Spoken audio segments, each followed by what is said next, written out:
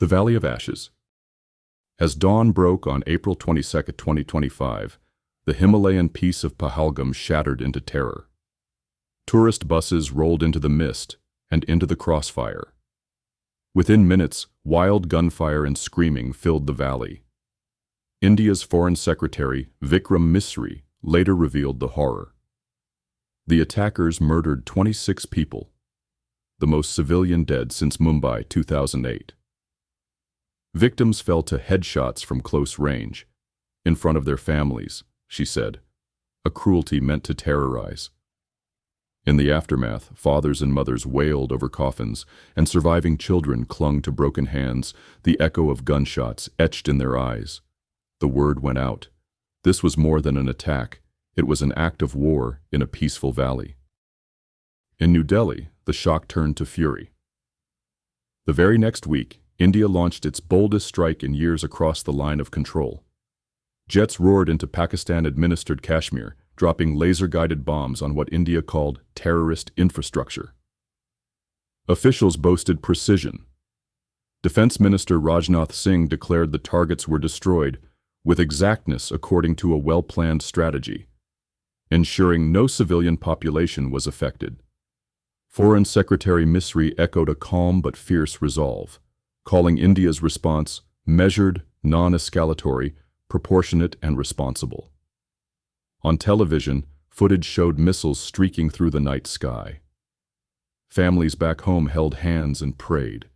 Each flash on the horizon promised vengeance. Across the border in Pakistan, grief and anger tore through the streets. In Islamabad and Muzaffarabad, mothers dressed in black gathered over the dead. Pakistan's military reported at least 31 civilians had been killed and 46 wounded in the Indian strikes and ensuing shelling.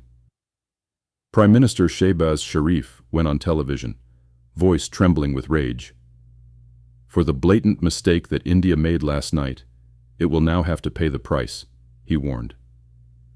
Pakistan vowed it would only target military sites in retaliation, not innocent people, and insisted that none of the bombed locations was a terror camp. But the bodies told a different tale. At one mosque in Pakistani Kashmir, 5 missiles flattened a 5-story madrasa. The roof collapsed, books and bloodstains on the floor, leaving a dozen dead. Funerals wound through villages as each family counted its losses on both sides of the line. As troops bristled on the border, global powers scrambled. In Washington, Secretary of State Marco Rubio dialed Islamabad and New Delhi. He urged the generals to re-establish direct communication to avoid miscalculation, and even offered U.S. help to start constructive talks. The group of 7 foreign ministers publicly, strongly condemned the Pahalgam massacre and urged immediate de-escalation. Yet despite the diplomatic chorus, missiles still fell. Only after 4 days of clashes did a ceasefire finally hold, and then after U.S. pressure forced it. By then, 66 more lives had been lost.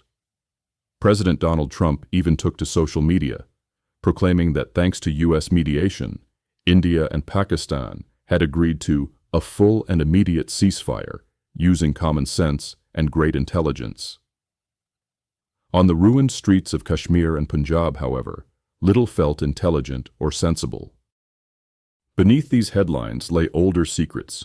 Scholars remind us that today's militants were children of yesterday's alliances. Most of the vast militant complex operating in Pakistan traces its origins to the U.S. Cold War strategy of using fundamentalist proxies. The spillovers from that conflict have been deadly.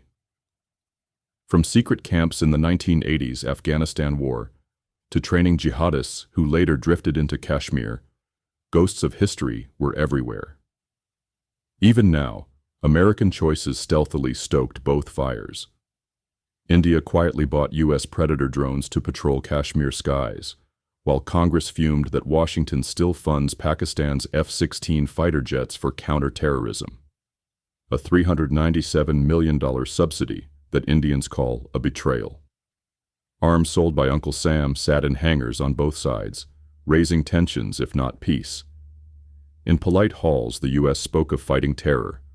On the ground, its weapons and old policies had helped create the battlefield. Night falls on the valley once more, and the silence is heavy. Buddhist monasteries and Sufi shrines alike stand ruined by days of war. The surviving families clutch photographs of their loved ones, the smiling faces now hushed beneath gravestones. The United Nations summed it up coldly. All perpetrators, organizers, financiers, and sponsors of this bloodshed must be held accountable. But as of dawn on May 11th, the sponsors remain in the shadows. Kashmir's children ask why their mothers cry. Survivors ask why the great powers did nothing sooner. If America's hand had a role in this tragedy, the world must illuminate it, not pretend ignorance. For justice to have meaning, the hidden strings that pulled this war must be traced, from the blood-stained valley all the way to the distant corridors of power. Sources: eyewitness reports and official statements from India and Pakistan, international media coverage of the April-May 2025 clashes, and recent analyses of U.S. policy in South Asia. These confirm the attacks, responses, and contextual factors described above.